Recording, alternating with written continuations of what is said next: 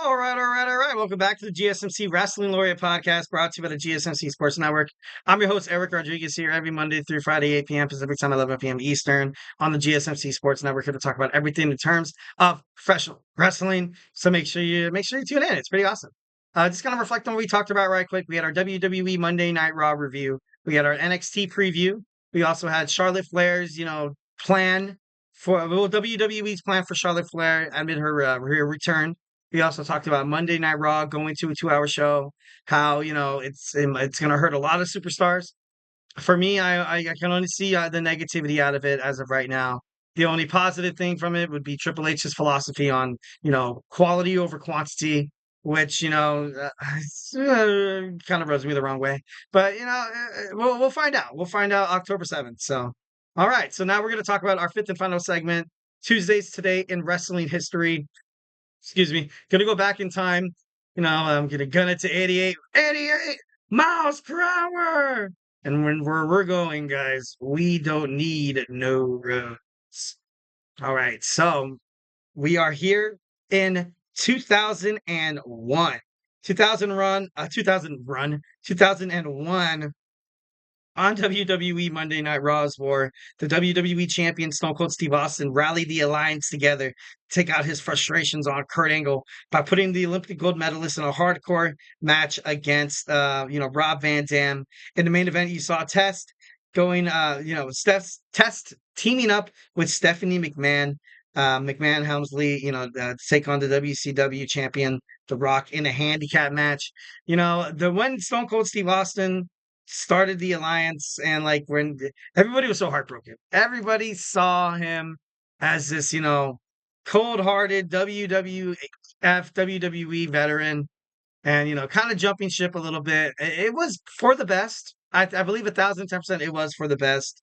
Kurt Angle, when he was young, he kind of needed the push, and kind of as soon as Stone Cold Steve Austin had a chance to work with Kurt, they made magic. They made magic between the promos together. Even after that, it was just great. It was just great. It was both beneficial for both of these superstars. That's really much I have to say about these two superstars. Obviously both icons in terms of professional wrestling.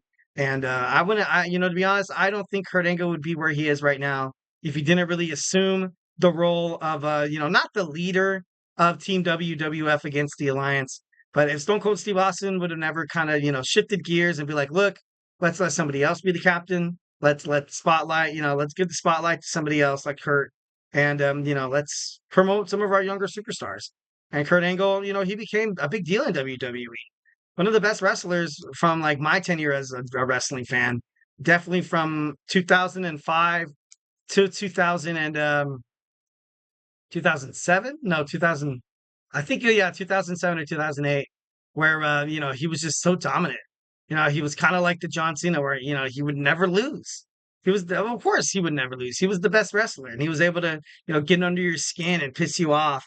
So overall, I think Kurt Angle, of course, left the TNA after that. But I don't know. It's kind of cool. It's kind of cool. Kind of historic. Oh, plus, a little note. This was actually the last Monday Night Raw before the 9/11 terrorist attacks took place the next day.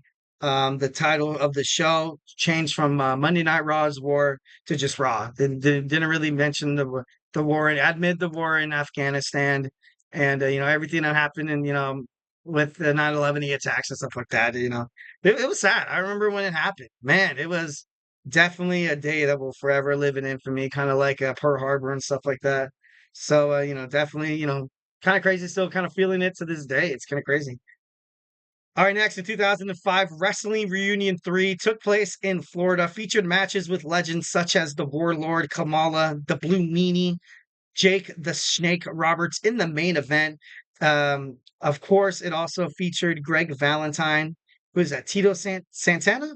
I don't know why I want to see Santino Morella. That's crazy. Tully Blanchard also.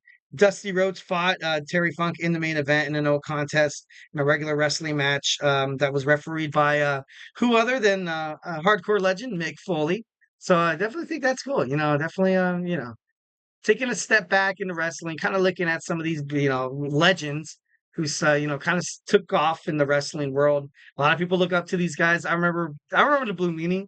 I remember I used to play WWE WrestleMania 2000 with my brothers, and I was like, who the hell is this guy? Like, I was like, dude, I don't remember seeing this guy. But I think he was part of the Nasty Boys. I think he was. Don't quote me on that. But I don't know. It was kind of cool. The BWO. It's just classic. It's so funny, so funny. In 2007, on the go home edition of WWE Raw before Unforgiven, Vince McMahon found out the identity of his illegitimate son. Oh my God, that was a bad storyline. That's so. Ugh. WWE Champion John Cena provoked by Randy Orton ahead of their upcoming pay-per-view WWE title rematch. You saw Triple H take on Shelton Benjamin in an Intercontinental Championship match, and Jeff Hardy was forced to take SmackDown's World Heavyweight Champion, take on SmackDown's World Heavyweight Champion, the Great Khali, which the Great Khali during my time as a wrestling fan, he recently actually did have a birthday a couple Tuesdays ago. Kind of crazy, kind of funny. And then just like this whole illegitimate son thing was so funny. It was so funny, but at the same time, I remember watching this episode and I was like, dude, it's kind of stupid. This little leprechaun guy, who followed Fit Finley around. He was, they called him the little the little B word, and Hornswoggle.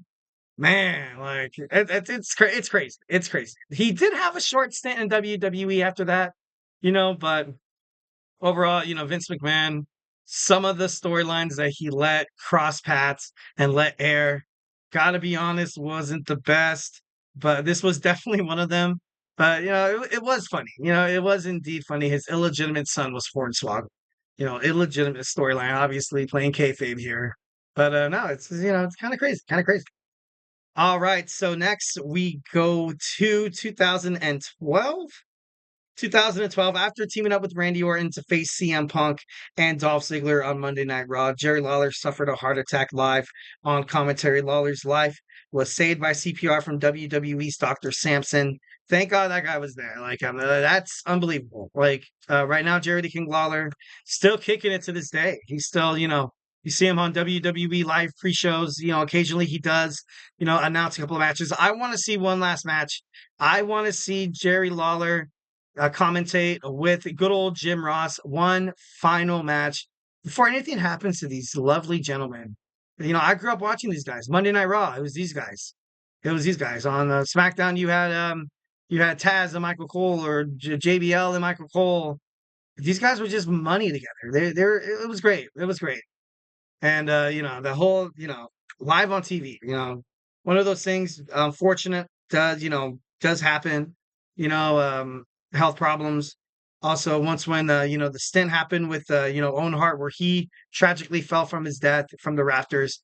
It was Jerry Lawler there as well. To kind of be like, look, like this isn't part of the storyline. He's dead. Like it's just crazy. It's like a sense of realisness in terms of professional wrestling. And Jerry Lawler, he had a heart attack on live air. That's it's kind of crazy. It's kind of crazy. I obviously thank God he's better. He's living a good life. Hopefully, obviously. In 2012, WWE Hall of Famer Bret Hart conducted a head-to-head interview between him and CM Punk and John Cena on the go-home edition of Monday Night Raw from Montreal, Quebec, Canada, for a Clash of Champions.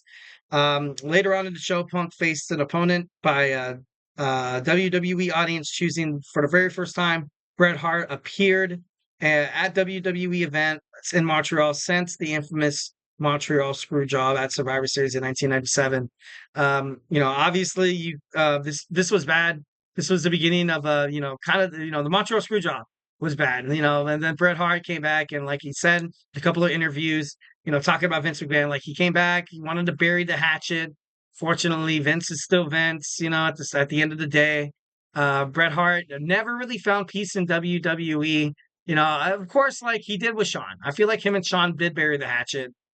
He does still have some remarks toward, Triple H, Paul Levesque. He said a couple of months ago, I think it was, in an interview that Triple H doesn't deserve to be in the position he's at. He only got it because he was basically, with the boss's daughter. And if he was still in WWE, and if he would have never gotten screwed by Vince McMahon with that, that contract that he was basically said yes to, and then Vince McMahon pulled out at the last minute, causing Brett to go to WCW.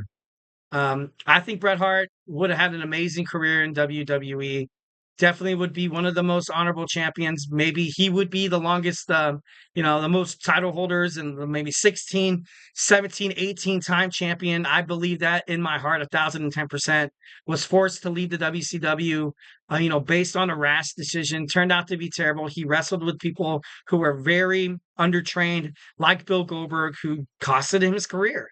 And I don't think he shifts the blame to Vince McMahon, but you can see, like Bret Hart, I would have never been put in this position if I would have never been screwed by Vince McMahon. If he would have, honored his word, honored the contract, and it's kind of crazy. It's crazy how it all kind of went down. Bret Hart, you seen him on WWE Monday Night Raw yesterday, which is kind of crazy how we're talking about it tonight. He did. I feel like he has buried the hatchet with Triple H as well, because I've watched in an interview Triple H's feelings toward Bret Hart, saying that he was very unprofessional. Vince McMahon has never let anybody leave the WWE holding a title. Bret didn't want to do Vince. Bret wanted to do what was best for Bret and what wasn't best for the company. And obviously that is a hell of a thing to say. Of course, when you eventually become the son-in-law, you know what I mean? But I feel like it is kind of buried. So I feel like Bret Hart will be featured in WWE more. I would honestly sign him to a Legends contract. I would. I'd put him backstage to see what he can do in terms of creative. You're definitely going to need a pair of fresh eyes going into Netflix. You're going to need a pair of fresh eyes kind of condensing this show into 2 hours. So 1,010%, I feel like bringing the best there is, the best there was, and the best there ever will be back to WWE would be great. I feel like it'd be great. All right, guys. So, hey, that's it for me. Thank you so much for tuning in to the GSMC Wrestling Laureate podcast brought to you by the GSMC Sports Network. Thank you so much. Remember to Superman punch that like and subscribe button to the show. Follow the show, follow the network, follow us on Twitter/X, Instagram, TikTok, and Facebook for more content and updates. And like I always say, if I have not made you a wrestling fan by now, we got basketball with my boy Nelson. We also got two football shows. We got the Chip Shot Football Podcast with Manny and the GSMC Football Podcast with my boy Kenneth.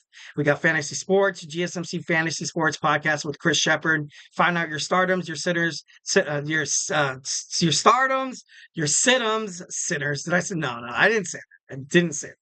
All that. Find out who to pick up from the waiver wire. You know what I mean? Find out who to drop.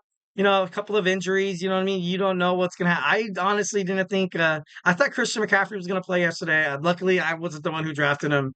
I was going to though. I was going to. I had the second pick too, and I was going to, but instead I picked up Debo. No, Amon-Ra St. Brown, who on Sunday night screwed me over. Oh God, fantasy.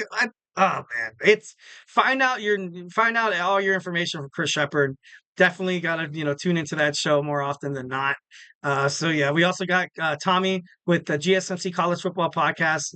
Definitely a lot of action-packed Saturdays from the Pac-12 to the big. Oh my God, I did see I'm not that prestige on college football talk just yet. Got to be honest, a couple of of our production meetings, we've been talking about college football, and I kind of pay more attention because I'm like, you know what? I want to be a college football fan. Obviously, with with my career, you kind of have to know a lot of the aspects in sports. I usually focus on the big three: NBA, Major League Baseball, NFL, and of course, I wet my beak a little bit on wrestling. Well, wrestling's kind of like my side hustle. It's kind of like my side girl. I'm just kidding, no. But anyways, actually, you know what? It's to the point where I watch so much damn wrestling that I feel like NFL has shifted to my side girl. I did off, gone, and married my side girl. I'm just kidding. Moving on with the metaphors. So yeah, make sure you tune into all those podcasts. We have the Sports by GSMC with Jeremy. We got the GSMC Sports Podcast with TJ, and all these guys are amazing. I watch these guys. I learn from these guys. They're definitely going to be stars one day. outside of the GSMC Sports Network. Although, being here, under this platform, 1,010%. It's great. It's great. Ran by a lot of, some really nice people. 1,010% wholesome. Make sure you subscribe.